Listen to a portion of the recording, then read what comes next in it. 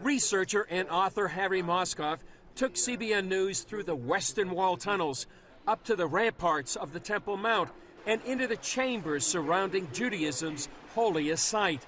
His book, The Ark Report, chronicles his two-decade quest to find the legendary icon. So here we are approaching the three arches. He says one theory is that it was taken out of the temple and carried to Jericho 18 miles away.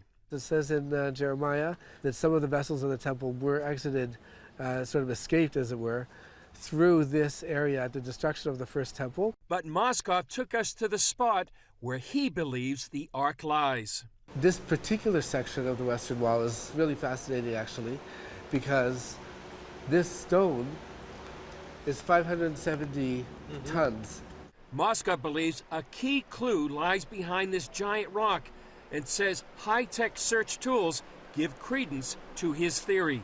2 years ago, there were tests done by the University of Nebraska, sonar tests, etc., using electromagnetic waves. They actually found what's called a storage space across from here. So actually, there was a purpose for putting this giant stone, this massive slab here. One of the reasons, in my opinion, is to protect whatever it is on the other side. And according to my theory of the Ark actually was buried by King Josiah, I think it was 568 BC, in back of these boulders, these massive stones. In fact, underneath the Temple Mount lie dozens of underground tunnels and chambers. Back then, 150 years ago, Charles Warren went in, actually did a survey.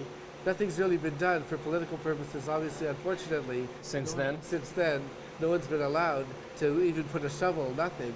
Yeah. But basically, they were the ones that surveyed the whole area, and they were the ones who picked out the tunnels, etc. Yeah. They couldn't find the Ark, but maybe it wasn't time.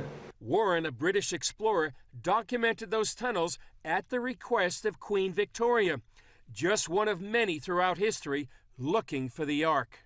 When people like the Crusaders and the Knights Templar, even the Palestine Exploration Fund, which was originally commissioned by Queen Victoria, came over the centuries to look for the Ark, what they were looking for was a golden box with the staves, but what they really should be looking for is a room.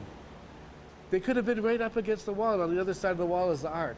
Moscow says the original Holy of Holies had another chamber directly below it.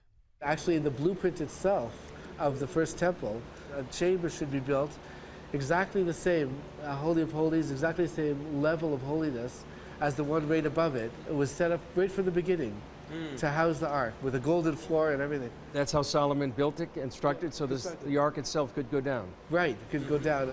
Do you feel like there's a time when the Ark itself, when the time is right, will be revealed? I do. Timing is incredibly important, incredibly significant. Obviously, it's a groundbreaking, game-changing, biblical type of discovery. My personal opinion is that when it does happen, it won't be in a clandestine way, where we're sneaking through these tunnels, you know what I mean, and we're bringing it out under cover of darkness. It'll be a great occasion, and it'll help bring the Messiah. It'll be something that all nations will really rejoice in. Moscow credits Indiana Jones and the Lost Ark for the renewed interest. There are some things that got right about the power of the Ark, etc., and its destructive forces shouldn't get in the wrong hands, and it knows where it is, so to speak. It suddenly became a thing. Oh, what is the Ark of the Covenant? What is that? Oh, yeah, it sort of put it into the face of the public, and maybe that was its best success. Yeah. I loved it personally.